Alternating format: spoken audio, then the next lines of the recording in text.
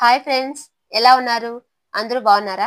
నేనైతే శివుని దయ వల్ల చాలా బాగున్నాను. మీరు కూడా బాగుండాలని కోరుకుంటూ, ఈ కార్తీక మాసంలో మా అమ్మ వాళ్ళ ఇంట్లో చేసుకున్న నోముల పండగ సందర్భంగా ఇల్లు వాకిళ్ళు శుభ్రం చేసుకొని ద్వారలక్ష్మి పూజను చేసుకున్నాం. ఈ ద్వారలక్ష్మి పూజకు మేము పసుపు, గంధం, పచ్చకర్పూరం కలిపిన మిశ్రమాన్ని దాలుముందరం మొత్తం పూసి కుంకుమ బొట్లు పెట్టి బంతిపూల మాలలతో చాలా బాగా అలంకరించుకున్నాం. దాలుముందరం అంటే ముఖద్వారం. అలాగే పసుపు మిశ్రమంతో గడపకు పూసి బియ్యపిండితో చేసిన ముగ్గురాయితో ముగ్గు పెట్టుకున్నాం. ఇంకా ముఖ్యంగా ఇంటి వాకిట్లో మామిడి తోరణం కూడా కట్టినాం. ఈ మామిడి తోరణము ఎలా పడితే అలా కట్టేయకూడదు అనమాట. దీనికి ఒక పద్ధతి అంటూ ఉంటుంది. ముందుగా పసుపు రాసిన దారానికి మామిడాకులు తోరణంగా కట్టుకోవాలి. అలాగే ఈ మామిడాకులను పసుపు, కుంకుమ బొట్లు పెట్టుకోవాలి. ఈ మామిడి తోరణానికి కొన్ని నియమాలు కూడా ఉన్నాయన్నమాట. మామిడాకులతో అంటే ఎన్ని ఆకులు అంటే అన్ని ఆకులు ఈ మామిడి తోరణానికి కట్టేయకూడదు.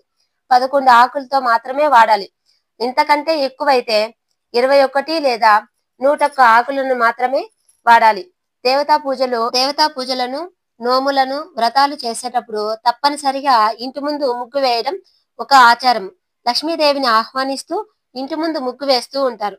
ముగ్గుకున్న ప్రాధాన్యత ఏమిటంటే ఏ ముగ్గును ఎక్కడ ఎప్పుడు వేయాలి అన్ని హిందూ ధర్మంలో ముగ్గుకున్న విశిష్టత గురించి పేర్లతో రంగోలి ఉత్తరప్రదేశంలో, రంగవల్లి కర్ణాటకంలో పిలుస్తారనమాట. రంగవల్లి అని.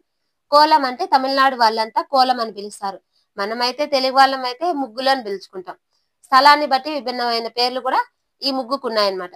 ఇంట్లో దేవుడి మందిరం దగ్గర గాని, తులసి కోట వద్ద గాని, పసుపు రాసిన గుమ్మాల ద్వారానికి ఉండే గడప మీద గాని, మీద బియ్య పిండితో గాని ముగ్గు వేయడం సాంప్రదాయంగా వస్తుందన్నమాట. ఇంటి బయట, పెరట్లోను, ఇతర ప్రదేశాల్లోనూ వేసే ముగ్గులతో వేయటం ఆనవాయితీగా వస్తుంది. దీనికి కూడా ఒక కారణం ఉంది.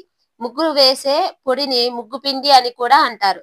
గుళ్ళ ముగ్గుతోను, బియ్య పిండితోను, లేదంటే బోర్లు వేసే బోరు పిండితోను ముగ్గు ఏ ఇంటి ముందు అయితే ముగ్గు ఉంటుందో ఆ ఇంటి ముందుకు భిక్షవులు గాని, సాధు సన్యాసులు గాని భిక్ష అడగడానికి మాత్రమే వెళ్తారు. ముగ్గు వేసి దానికి 2 వైపులా వేసి 2 గీతలు ఖచ్చితంగా వేయాలన్నమాట. ఆ 2 గీతలు గీస్తేనే మంగళకరమైన కార్యం ఏదో జరుగుతుందని అర్థం. మేము ఈ కార్తీక మాసం సందర్భంగా మేము కొత్తగా తులసి కోటను తెచ్చుకున్నాం. ఈ తులసి కోటను, అమ్మవారి తులసమ్మను, మారేడు పత్రి చెట్టును ఇవి 2 తెచ్చుకొని కొత్తగా తులసి కోటకి పసుపుతో బాగా అమ్మవారికి అంతా పూసి అలంకరించుకొని కుంకుమ బొట్లు పెట్టి తులసి కోట దగ్గర కుబేర ముగ్గుని వేసుకున్నాను. ఈ కుబేర ముగ్గు ఎక్కడైతే తొక్కరో అక్కడ మాత్రమే వేసుకోవాల. ముఖ్యంగా నేనైతే ఎక్కువ తులసి కోట దగ్గరే ఈ కుబేర ముగ్గును అలంకరించుకున్నాను. అంటే ఈసారి ఏం చేసినానంటే పిండి ముగ్గుతో వేయకుండా పసుపుతోనే కుబేర ముగ్గుని అలంకరించుకున్నాను. ఇంకా మారేడు చెట్టు కూడా మేము ఈశాన్య మూలలో నాటుకోవాలి. కానీ ఇప్పుడు ప్రస్తుతానికి పండగ సందర్భంగా తులసికోట దగ్గర పక్కనే మారేడు పత్రి, బిల్వ పత్రి అంటారు కదా, ఆ చెట్టుని పెట్టి పూజించుకున్నాం. ఇంకా 101 దీపాలతో ఇల్లు మొత్తం దీపాలన్నీ వెలిగించి బాగా టపాకాయలు పేల్చి అంగరంగ వైభవంగా ఈ పండగ చేసుకున్నాం.